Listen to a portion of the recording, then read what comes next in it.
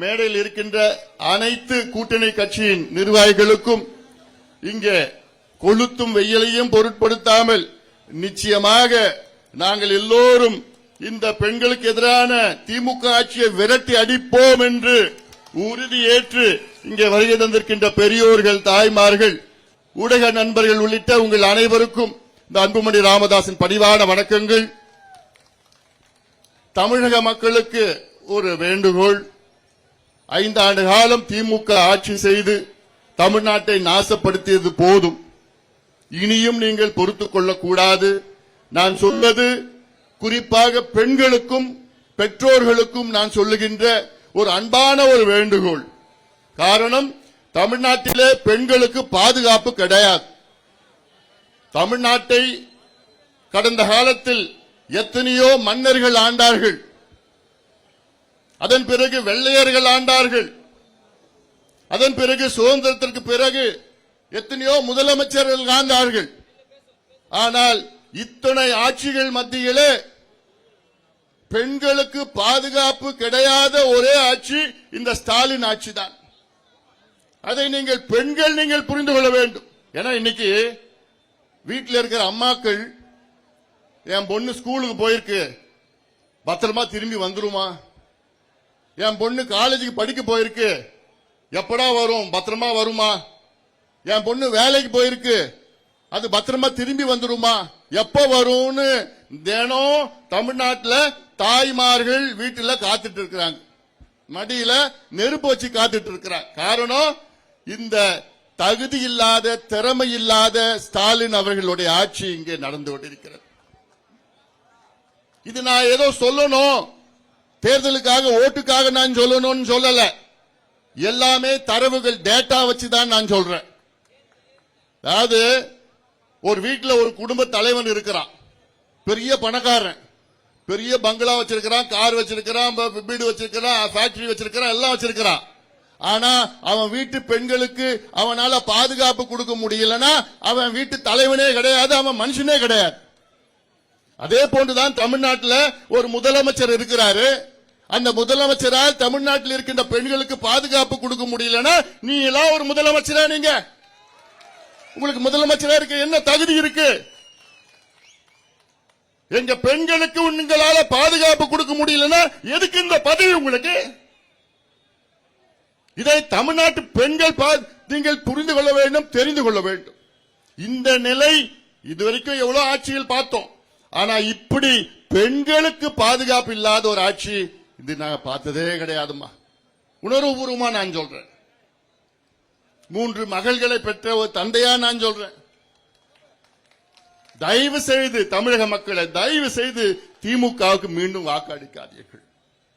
போதும். அவர்கள் முதலமைச்சருக்கு என்ன தமிழ்நாட்டில் நடக்குதுன்னு கூட தெரியல. ஒரு நாளைக்கு தமிழ்நாட்டில் 5 கொலைகள் நடக்குது. ஒரு நாளைக்கு. இந்த 5 ஆண்டு காலத்தில் தமிழ்நாட்டில் 7832 கொலைகள் நடந்திருக்கு. சராசரியா ஒரு நாளைக்கு 4.7 கொலை, 5 கொலை ஒரு நாளைக்கு கொலை. அவ்வளவு கொலையில எத்தனை பெண்கள் திறமை கொலை செய்யப்பட்டிருக்கிறாங்க? 1973 கொலைகள் பெண்கள் கொலை செய்யப்பட்டிருக்கிறாங்க. அவங்க என்ன பண்றாங்க? குழந்தைகள் 361 குழந்தைகள் கொலை செய்யப்பட்டிருக்கிறாங்க. இந்த குழந்தைகள் என்ன பண்ணி இருக்குது? பிஞ்சு குழந்தைகள் 361 குழந்தைகள் 5 ஆண்டு காலத்தில் ஸ்டாலின் அவர்கள் ஆட்சியில் கொலை செய்யப்பட்டிருக்கின்றார்கள். அந்த 361ல 38 குழந்தைகள் பாலியல் வன்கொடுமை செய்து கொலை செய்யப்பட்டிருக்கின்றார்கள். பாலியல் வன்கொடுமை என்ன தெரியுமாமா? ரேப் பண்ணிட்டான். யார? பிஞ்சு குழந்தைய. பிஞ்சு குழந்தைய பாலியல் வன்கொடுமை, ரேப் பண்ணி கொலை பண்ணிருக்கிற கொடூரம் தமிழ்நாட்டில் நம்ம பார்த்துட்டு இருக்கிறோம். அதனால நான் சொல்றேன், தமிழ்நாட்டோட பெண்களே இன்னைக்கு நீங்க பொறுக்காதீங்க, பொறுமையா இருக்காதீங்க. இவர்கள் தகுதியற்றவர்கள், ஆட்சி செய்வதற்கு தகுதியற்றவர்கள். அதே போன்று பெண்களுக்கு எதிரான குற்றங்கள் இந்த 5 ஆண்டு காலத்தில் 44,000 குற்றங்கள், பெண்களுக்கு எதிரான குற்றங்கள். அதுல பெண்களுக்கு எதிரான பாலியல் வன்கொடுமை குற்றங்கள் 2021 பெண்களை கடந்த 5 ஆண்டு காலம் பெண்கள் 2021 பெண்கள் தமிழ்நாட்டில் 5 ஆண்டு காலத்தில் பாலியல் வன்கொடுமை செய்திருக்கின்றார்கள். இது ஒரு ஆட்சியா? அதெல்லாம் வெட்கக்கேடியா. பெண்களுக்கு பாதுகாப்பு வழங்கலன்னா எதுக்கியா உங்களுக்கு பொறுப்பு? குழந்தைகளுக்கு எதிரான குற்றங்கள் தமிழ்நாட்டில் எவ்வளவு தெரியுமா? 5 ஆண்டு காலத்தில் 62,000 குற்றங்கள் குழந்தைகளுக்கு எதிரான குற்றங்கள். அதுல 27,000 குற்றங்கள் போஸ்கோ சட்டத்தின் வழக்குகள். போஸ்கோ சட்டம்னா என்ன? சின்ன குழந்தைகளுக்கு எதிரான சட்டம் வழக்கு. 27,000 வழக்குகள் போஸ்கோ. அப்போ எவ்வளவு மோசடி ஆட்சி நடக்குது இங்க. அதனாலதான் நான் மறுபடியும் சொல்றேன். ஆனா இந்த குற்றங்களுக்கு எல்லாத்துக்கும் என்ன தெரியுமா காரணம் தெரியலமா உங்களுக்கு?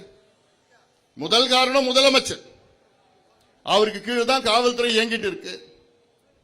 அடுத்த முக்கிய காரணம் எங்க பார்த்தாலும் சாராயம், கள்ள சாராயம், டாஸ்மாக் சாராயம். தமிழ்நாட்டில் 4700 டாஸ்மாக் கடைகள் இருக்கிறது. தமிழ்நாட்டில் 1500 மணமகிழ் மன்றங்கள். மணமகிழ் மன்றங்கள் என்ன தெரியுமாமா? கிளப், கூத்தடிக்கிற கிளப். டாஸ்மாக் கடையை மூடுறானா பேருக்குன்னு ஒரு 500 கடையை மூடிட்டானுங்க. இங்க 1500 கிளப்பை திறந்துட்டானுங்க. கிளப்ல எப்ப போனாலும் குடிக்கலாம். ஆனா கேட்டா நாங்க 500 டாஸ்மாக் கடையை மூடிட்டோம். 25,000 சந்து கடைகள் இருக்கிறது. சந்து கடைலாம் தெரியலமா? 2 டாஸ்மாக் கடை நடுவுல சந்து கடை. ஒண்ணு இல்ல, 10 சந்து கடை இருக்கு. தமிழ்நாட்டில் 25,000 சந்து கடை இருக்கு. சாராயம் விற்கிற, டாஸ்மாக் சரக்கு விற்கிற சந்து கடை. 24 மணி நேரமும் சாராயம் கிடைக்குது, எல்லாம் பிளாக்ல கிடைக்குது. அந்த காசு யார்கிட்ட போகுது? ஸ்டாலின் அவருடைய குடும்பத்துக்கு போகுது. ஒரு பக்கம் மது சாராயம், இன்னொரு பக்கம் கஞ்சா, போதை பொருட்கள். இந்த 5 ஆண்டு காலத்தில் எவ்வளவு கஞ்சா விற்பனை செஞ்சிருக்காங்க தெரியுமா? தமிழ்நாட்டில் 22 லட்சம் கிலோ. இது சும்மா நான் ஏதோ கணக்கு சொல்லல, எண்ணிக்கை சொல்லல. இது அரசு கொடுக்கிற தரவு, கவர்மெண்ட்டுக்கு வந்த தரவு. 2200 டன் கஞ்சா தமிழ்நாட்டில் 5 ஆண்டு காலம் விற்பனை செய்யப்பட்டிருக்கிறது. இவன் குடிச்சிட்டு கஞ்சா போட்டானா அவன் மனித மிருகமா மாறிடுறான். அவன் என்ன பண்றான்னு அவனுக்கே தெரியல. இந்த சூழலை உருவாக்கியது யாரு? இந்த கேடுகட்ட திமுக ஆட்சி, முதலமைச்சர் ஸ்டாலின் அவர்கள். ஒரு கையால் ஆகாத ஒரு ஆட்சி. என்ன நடக்குதுன்னு தெரியல. முதலமைச்சர் தினம் என்ன பண்ணிட்டு இருக்கிறாரு?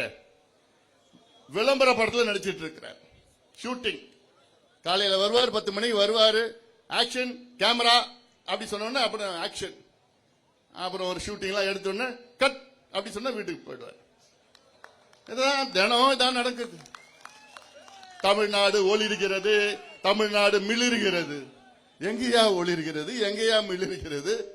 தமிழ்நாடு ஒழிஞ்சிட்டு இருக்குது உங்க ஆட்சியில. எங்க பார்த்தாலும் கொள்ளையோ அடிச்சுட்டு நாசப்படுத்தி. நிர்வாகம்னா என்னன்னு தெரியல. முதலமைச்சர் சுத்தி 4 வியாபாரிகள் இருக்கிறாங்க. அமைச்சர் பேர்ல 4 வியாபாரிகள். அவங்க தான் அமைச்சர் சொல்லிக்கிறது. Collection, commission, corruption. இதை தவிர வேற எந்த கர்மாவும் தெரியாது உங்களுக்கு. கொள்ளடிச்சு நினைச்சிட்டு இருக்கிறாங்க. தேர்தல் வந்ததுன்னா காசு கொடுத்தா ஓட்டு போட்டு விடுவாங்கன்னு. ஆனா எனக்கு ஒரு ஆசை. கடலூர் மாவட்டம் இது என் மண்ணு. தென்னார்காடு மாவட்டம், இது பிரிக்கப்படாத தென்னார்காடு மாவட்டம் என் மண்ணு. இது இந்த கடலூர் மாவட்டத்தில் 9 சட்டமன்ற தொகுதியில் இருக்கிறது. இந்த 9 தொகுதியிலும் திமுக டெபாசிட் இழக்கணும். முடியுமா? நிச்சயமா முடியும், உறுதியா முடியும். பார்க்கதான் நீங்க போறீங்க. ஏன்னா இது காலத்தின் கட்டாயம். இப்படி ஒரு மோசமான ஒரு ஆட்சி, மோசடி ஆட்சி இது வரைக்கும் இந்தியாவில் யாரும் பார்த்தது கிடையாது. நம்ம அனுபவிச்சுட்டு இருக்கிறோம். நம்ம தலையெழுத்து நம்ம அனுபவிச்சுட்டு இருக்கிறோம். தமிழக மக்களே, கடந்த முறை ஒரு வாய்ப்பு நீங்க கொடுத்துட்டீங்க திமுக 5 ஆண்டு காலம் கொடுத்துட்டீங்க.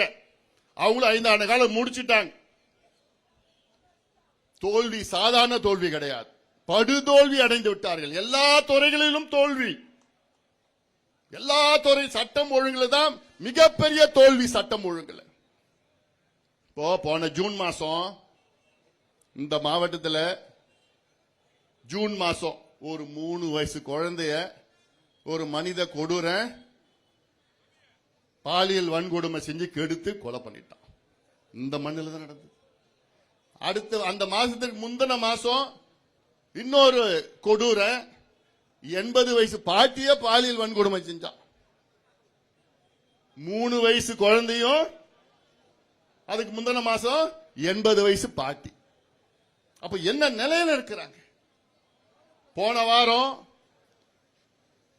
விளாத்திக்குளம் தூத்துக்குடி மாவட்டம் திருநெல்வேலி மாவட்டத்தில் அங்க 12வது படிக்கிற பொண்ணு 17 வயசு, அதுக்கு பரீட்சை முடிச்சிட்டு வீட்டுக்கு வருது. வந்து ராத்திரி வெளியில போது பாத்ரூம் போனோன்னு போது திரும்பி வரல. எங்கடா தேடிட்டு இருக்கிறாங்க. உங்க அப்பா அம்மா தேடுறாங்க ராத்திரி ஃபுல்லா தேடுறாங்க.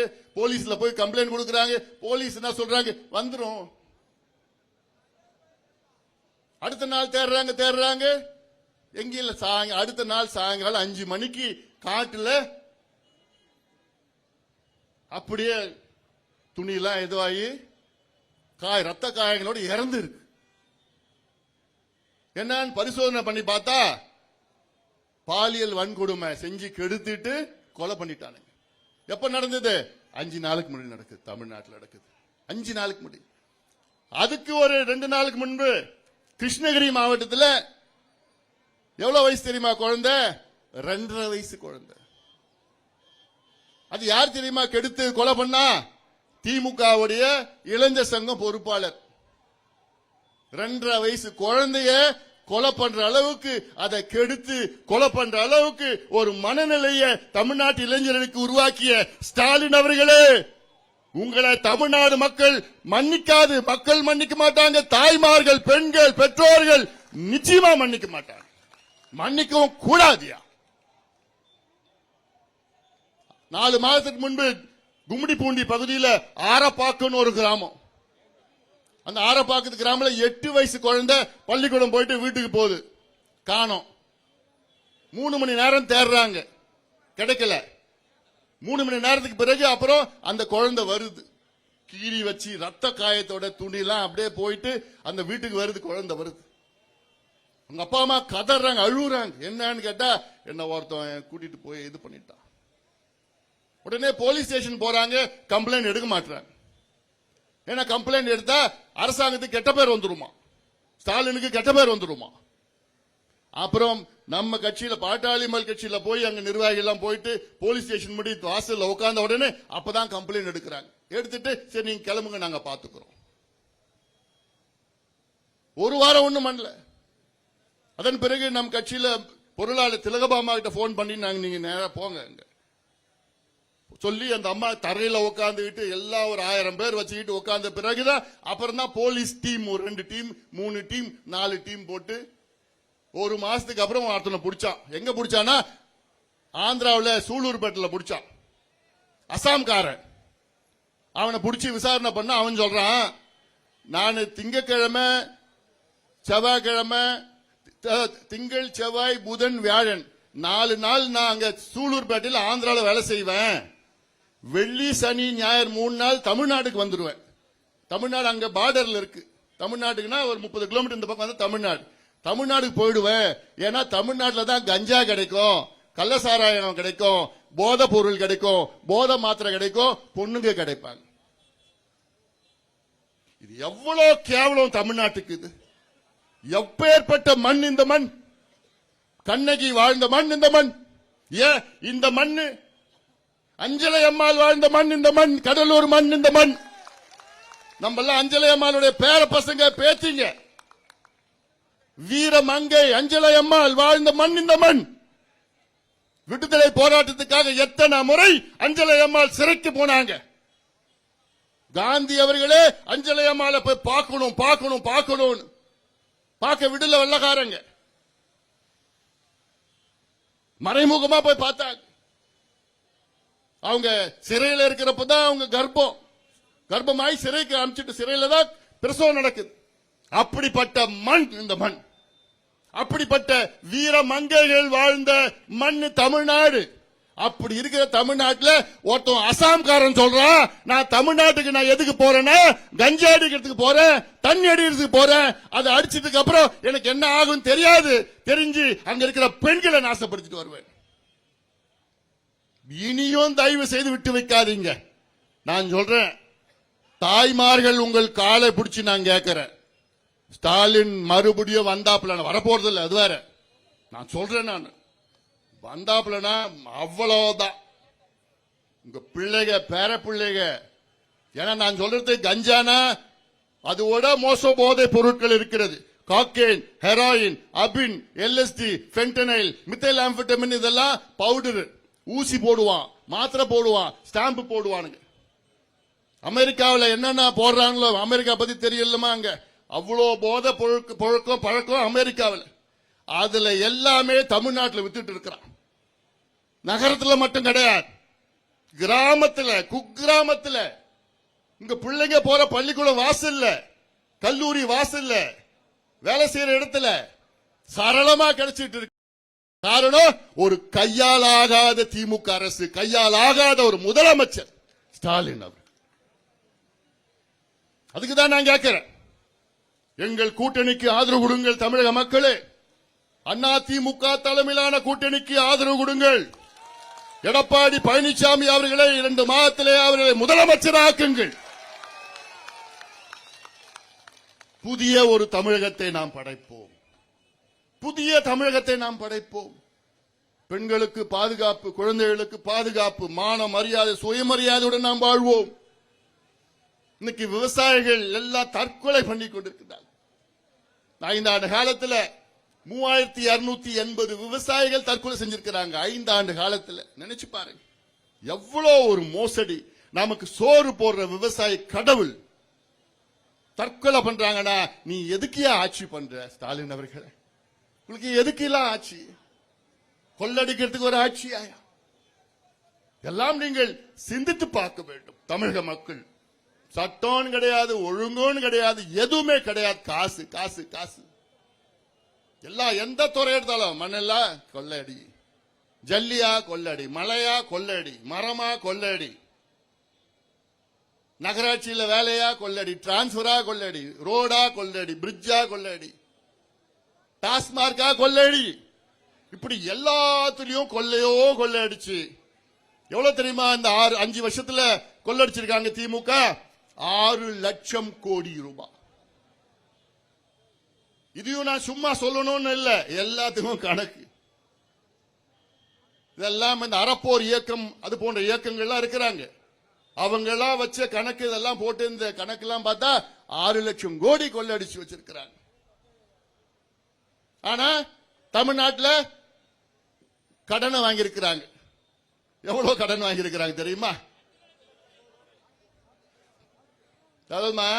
சுதந்திரம் நமக்கு கிடைச்சது 1947. 1947 இருந்து திமுக ஆட்சி வந்தது 2021. அந்த 47 இருந்து 21 வரைக்கும் சராசரியா ஒரு 74 ஆண்டுகள்ல தமிழ்நாட்டுடைய மொத்த கடன் 4,56,000 கோடி. மொத்தத்தில் அங்க அப்ப வாங்கினது எல்லாமே சேர்ந்து, அது இந்த கடன் நேரடி கடன், அட்மினிஸ்ட்ரேட்டிவ் டெப்ட்ஸ் சொல்லுது. நேரடி கடன் 4,56,000 கோடி. இந்த 4 வருஷம் 4.25 வருஷத்துல மட்டும் திமுக கூடுதலா வாங்கின கடன் எவ்வளவு தெரியுமா? 4,96,000 கோடி. 74 வருஷமா வாங்கின கடன் 4,56,000 கோடி. 4.25 வருஷத்துல வாங்கின கடன் திமுக கூடுதலா 4,96,000 கோடி. 10 லட்சம் கோடி கடன். தமிழ்நாடு இந்தியாவிலே அதிக கடன் வாங்கின மாநிலம் தமிழ்நாடு. உத்தரப்பிரதேஷோட மக்கள் தொகை 24 கோடி, தமிழ்நாட்டுடைய மக்கள் தொகை 8 கோடி. ஆனா உத்தரப்பிரதேஷோட கடன் தமிழ்நாட்டு கடனோட கம்மி. சரி, நான் கேட்கிறேன் ஸ்டாலின் அவர்களே, இவ்வளோ கடன் வாங்கி என்னையா பண்ண, என்னத்தையே கீழ்ச்சிங்க? எங்கேயாவது நடக்குது, நல்லது நடந்ததா? எங்கேயாவது பிரிட்ஜ் கட்டினாங்களா, ரோடு போட்டாங்களா? அதை எதுவும் கிடையாது, எல்லாம் கிடையாது. கடனை வாங்கி கடனை அடைக்கிறாங்க, கடனை வாங்கி வட்டியை கட்டுறாங்க. இதெல்லாம் ஒரு நிர்வாகம். தூக்கி எறியுங்க, போதும். தேர்தலுக்கு முன்பு 505 வாக்குறுதிகளை கொடுத்த திமுக எத்தனை திறமை நிறைவேற்றிருக்கிறாங்க? வெறும் 66. கொடுத்தது 505, நிறைவேற்றியது வெறும் 66 முழுமையா நிறைவேற்றிருக்கிறாங்க. 13 விழுக்காடு, வெறும் 13 விழுக்காடு தான் நிறைவேற்றிருக்கிறாங்க. சரி, ஒரு எக்ஸாம் போறீங்க, எக்ஸாம்ல எவ்வளவு பாஸ் மார்க்? 100 மார்க்ல எவ்வளவு பாஸ் மார்க்? எக்ஸாம் குறைஞ்சது 35 மார்க் எடுக்கணும். திமுக எவ்வளவு மார்க் எடுத்திருக்கு? 13 மார்க் எடுத்துச்சு. 13 மார்க்னா என்ன? ஃபெயில். ஃபெயிலான கட்சி மறுபடியும் ஆட்சிக்கு வரலாமா? ஆட்சிக்கு வர விடுவீங்களா? விடக்கூடாது, தகுதி கிடையாது. ஃபெயில் ஆயிடுச்சியா? ஃபெயில் ஆயிடுச்சுன்னா தூக்கி போடு, போ. எங்க கூட்டணிக்கு வாக்களிச்சு எங்களுக்கு வெற்றி கொடு. நாங்க செய்யறோம், விவசாயிகளுக்கு நாங்க செய்யறோம், அரசு ஊழியர்களுக்கு நாங்க செய்யறோம், மீனவர்களுக்கு நாங்க செய்யறோம், நெசவாளர்களுக்கு நாங்க செய்யறோம், தொழிலாளருக்கு நாங்க செய்யறோம். எல்லாத்துக்கும் மேல் பெண்களுக்கு பாதுகாப்பு நாங்க கொடுக்கிறோம், குழந்தைகளுக்கு பாதுகாப்பு நாங்க கொடுக்கிறோம், உங்களுக்கு நல்ல பள்ளிக்கூடம் கொடுக்கிறோம், தரமான பள்ளிக்கூடம் கொடுக்கிறோம். சாத்திப்பட்டுல இருந்து தொடக்கப்பள்ளியிலிருந்து 2 பிள்ளைங்க அங்க போய் முதலமைச்சர் பார்த்த வீடு, முதலமைச்சர் டிராமா அதான் இந்த மாதிரி தினம் விளம்பர படத்தில் நடிச்சிட்டு இருக்கிறார் முதலமைச்சர். அப்புறம் நான் ஒரு ட்வீட் ஒன்று போட்டேன். சரி முதலமைச்சர் அவர்களே, அவங்க கலெக்டர் ஆகணும், பெரிய டாக்டர் ஆகணும்னு சொல்றீங்க, முதல்ல வாதியார் கொடுங்க. இந்த பள்ளிக்கூடத்தில், இந்த பள்ளிக்கூடத்தில் வாதியார் கிடையாது. இப்படி தமிழ்நாட்டில் எந்த பள்ளிக்கூடத்தில் வாதியார் கிடையாது. தமிழ்நாட்டில் அரசு பள்ளிக்கூடத்தில் 1 லட்சம் பள்ளிக்கூடத்தில் வாதியார்கள், 1 லட்சம் வகுப்பறையில் பள்ளிக்கூடம் கிடையாது, 1 லட்சம் வகுப்பறையில் வாதியார் கிடையாது. அப்புறம் என்ன கல்வி கொடுக்க முடியும்? அப்போ இதெல்லாம் நீங்க சிந்திக்கணும். சிந்திச்சு நிச்சயமாக ஒரு மாற்றத்தை நாம் எல்லோரும் கொண்டு வர வேண்டும். உறுதியாக இது நம் கடமை. இது நான் தேர்தலுக்கு அரசியலுக்கு நான் சொல்வதை விட இது நம் ஒவ்வொருடைய கடமை. யார் என்ன கடமை? நம் பெண்களை நாம் பாதுகாக்க வேண்டும். ஏன்னா நம் பெண்கள் நம்ம கடவுள், நம்ம கடவுள் எல்லாமே பெண்கள் தான். நம்ம குலசாமி இல்ல, பெண்கள் தான். உலகத்துல அதிக அளவில் பெண் தெய்வங்கள் இருக்கிற மண் தமிழக மண். உலகத்துல அதிக பெண் தெய்வங்கள் இருக்கிற மண் தமிழ்நாடு மண். நம்ம ஆறுகள்லாம் பெண்கள் பேர் வச்சிருக்கிறோம், காவேரி, வைகை, கோதாவரி வச்சிருக்கிறோம். ஏன்? கடவுளா நம்ம வணங்குகின்ற பெண்கள். அப்படிப்பட்ட பெண்களுக்கு பாதுகாப்பு வழங்க முடியலன்னா துப்பில்லாத ஒரு ஆட்சியை தூக்கி எறியுங்கள். தமிழக மக்களே தூக்கி எறியுங்கள். இவர்கள் ஆண்டது போதும். அதனாலதான் நான் சொல்றேன், இது தமிழ்நாடு முழுவதும் இந்த உணர்வு, அப்படியே கோபம், கொந்தளிப்பு உணர்வு எல்லாமே இருக்கு. இதை இன்னும் நம்ம வெளிப்படுத்தணும்.